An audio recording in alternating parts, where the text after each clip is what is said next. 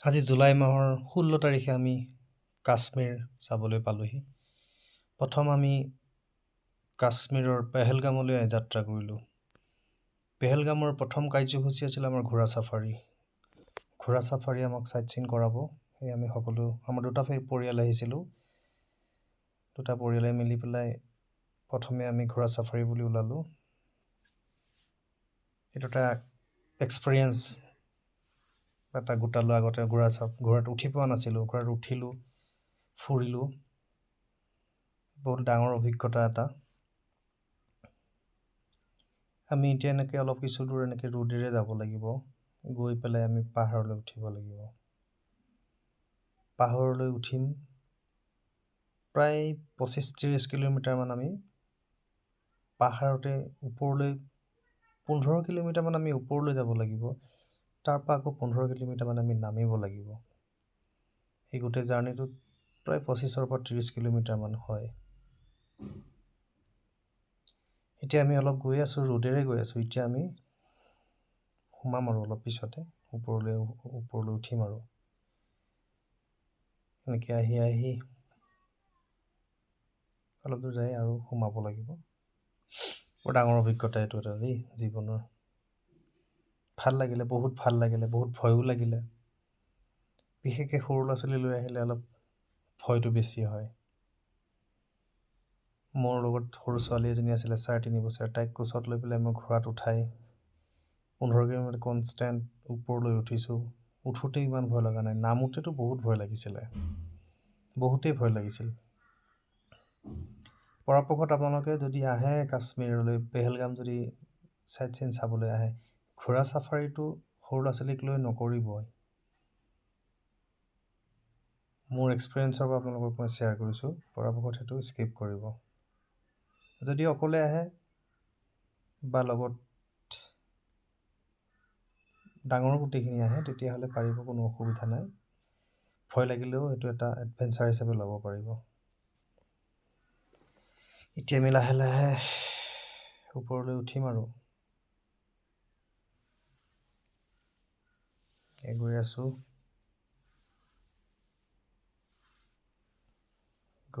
আৰু উঠাই নাই, এতিয়াও উঠিম আৰু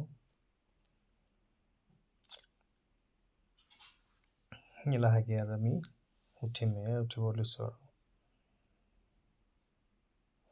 আমাৰ ইহঁতে খুব ভাল পাইছে, খুব এনজয় কৰিছে।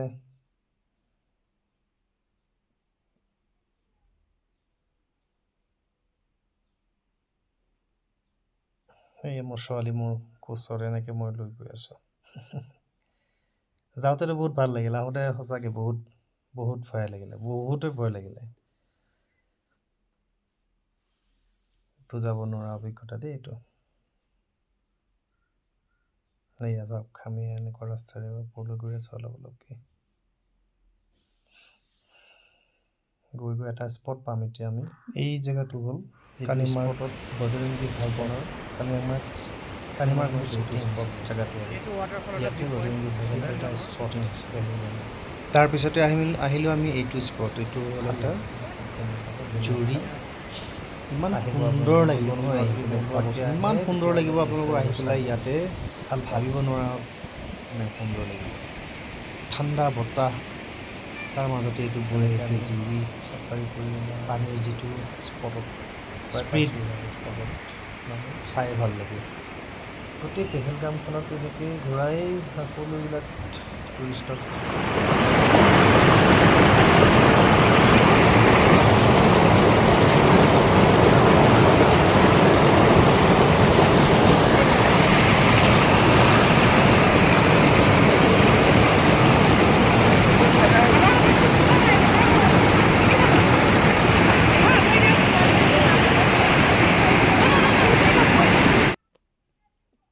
এনেকৈ আহি আমি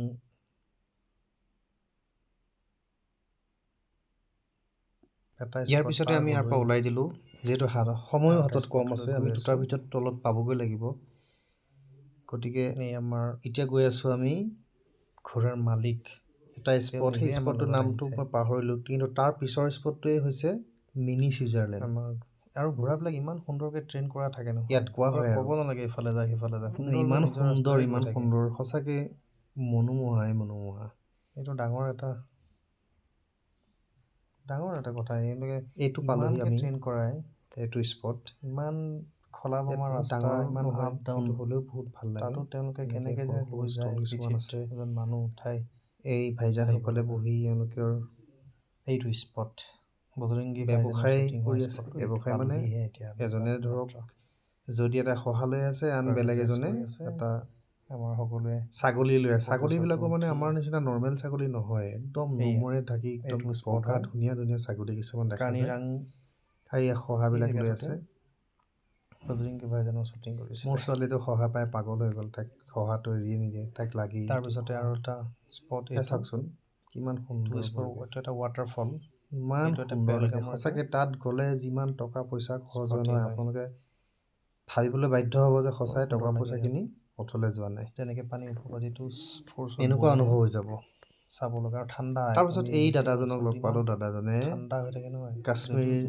বৰফ যিবিলাক সাজ সজ্জা এইবিলাক লৈ পেলাই এনেকৈ আছে ঠাণ্ডাটো আপোনালোকে ফিল এনেকৈ আহিব টুৰিষ্ট তেওঁলোকৰ কাপোৰ পিন্ধি ফটো উঠিব ইয়াৰ পিছতে আমি ইয়াৰ পৰা আকৌ তেওঁলোকে পইচা ল'ব এইখিনি দাদাজনে আমাক এখন ফটোৰ চাৰ্জ কৰিছিলে 250 ৰুপিজ কিন্তু আমি অলপ দাম দৰ কৰি এখন ফটোৰ চাৰ্জ 150 টকা ঠিক কৰিলোঁ তাকে দেখুৱালোঁ তাৰপিছতে কাপোৰ কানি পচন্দ কৰিবলগীয়া হ'ল তাৰ কাৰণে অকণমান ব্ৰেক ল'বলৈ কাপোৰ পচন্দ কৰোঁতে আমাৰ এওঁলোকে অকণমান সময় ল'লে যে ঠিক আছে সময়টো বহি পেলাই আলোচনা কৰিলোঁ কি কাপোৰবোৰ নিপিন্ধিবা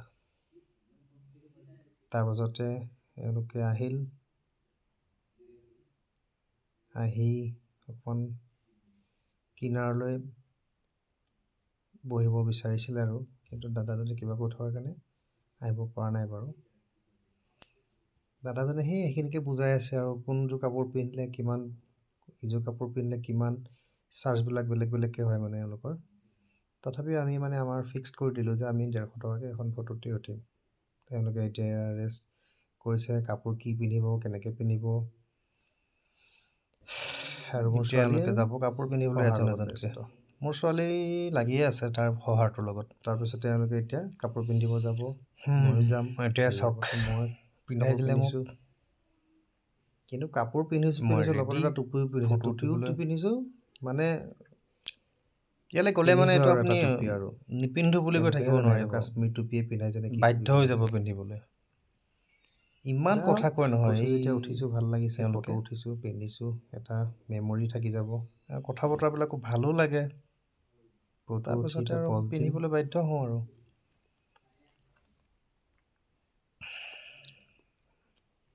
সেয়া সকলোৱে ফটো উঠিবৰ কাৰণে কাপোৰ পিন্ধাত ব্যস্ত ধুনীয়াকৈ পিন্ধাই কৰি একদম পাঠান হেন বনাই দিছে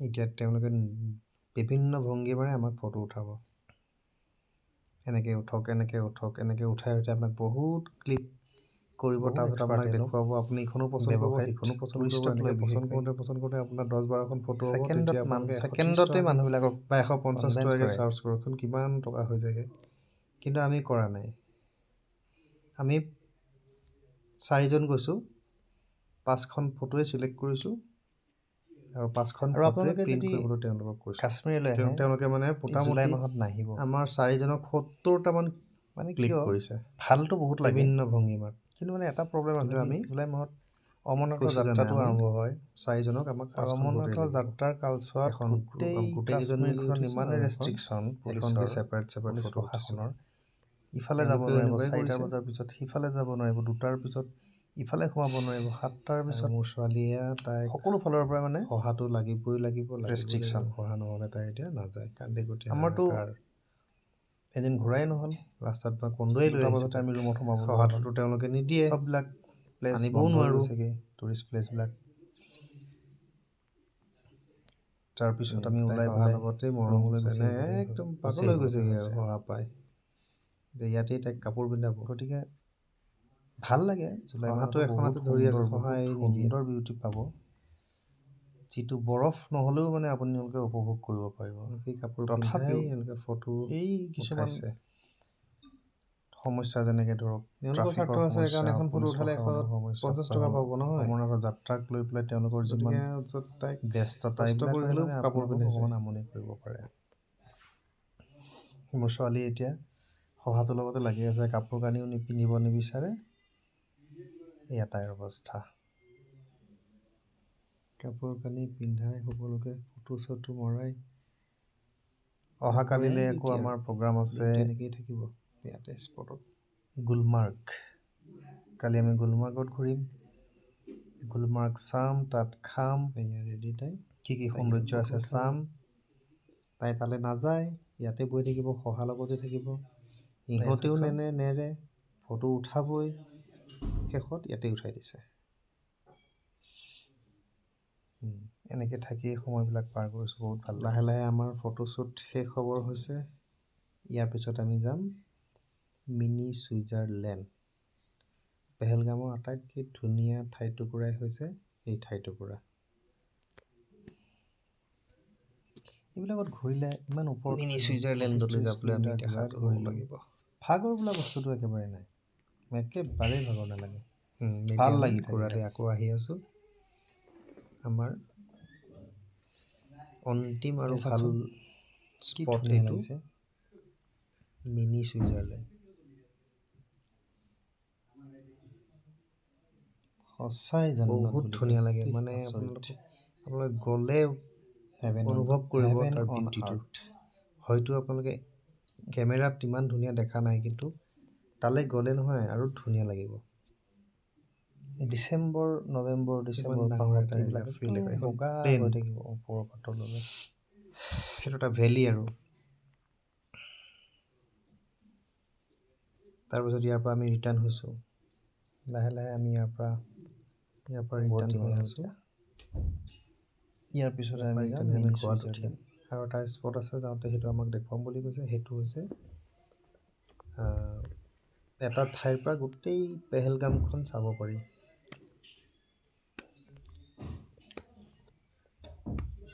তালৈ আমি যাম।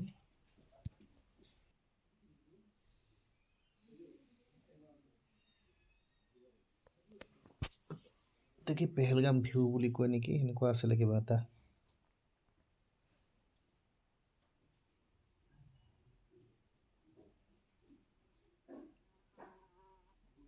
আহি আছোঁ আমি, এতিয়া আকৌ ঘোঁৰাত উঠিবগৈ লাগিব।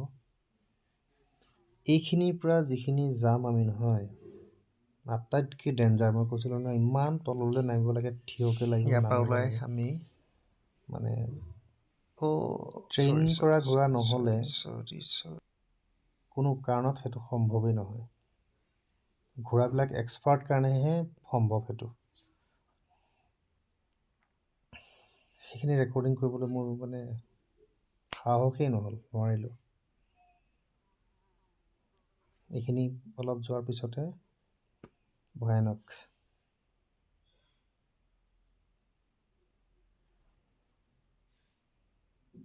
ধুনীয়া লাগে। বাকী আপোনালোকে এই চিনবিলাক মানে চাই থাকিব লাগিব, ইমান ধুনীয়া।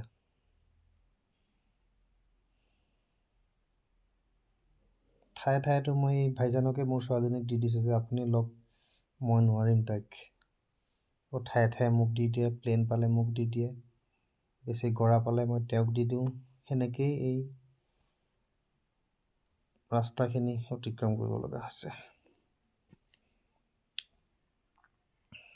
তাৰপাছত এতিয়া আহিম আমি তলেই পালোহি, প্ৰায় তল পাইছোঁহি। আৰু ইয়াত দেখিছেনে গাড়ী ঘোঁৰা আছে, মানে আমি পাই গ'লোহি। সেই মাজৰখিনি মই নোৱাৰিলোঁ আৰু কৰিব।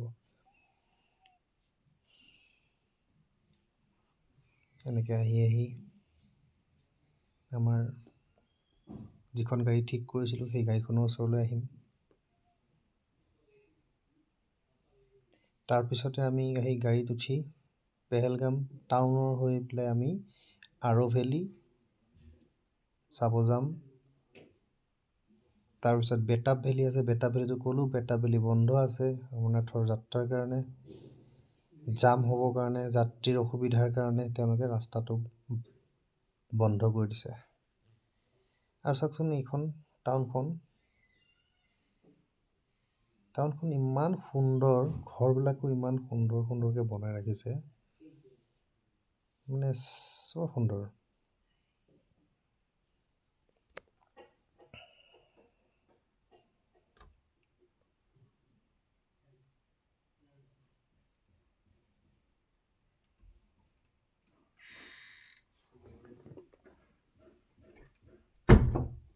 এতিয়া চাওক প্ৰাকৃতিক দৃশ্যবিলাক চাওক ইয়াৰ।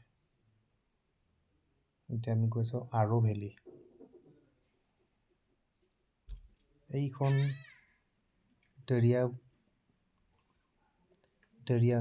দৰিয়াটোৰ নামটো কি আছিলে মনত নাই, পাহৰি গ'লোঁ।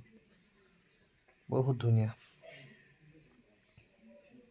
পানীৰ যি কাৰেণ্ট নহয়, ক'ব লাগিব। এতিয়া আমি আৰো ভেলীৰ দিশে গতি কৰিছোঁ, আৰো ভেলী যাম।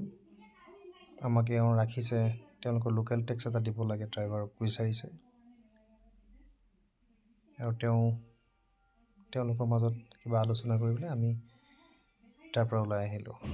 আহি ছাইড বিউটি মানে ভিউবিলাক চাই আহি আমি আৰো ভেলী পামগৈ। এনজয় কৰিব পাৰিলোঁ, বহুত এনজয়, বহুত ধুনীয়া ঠাই।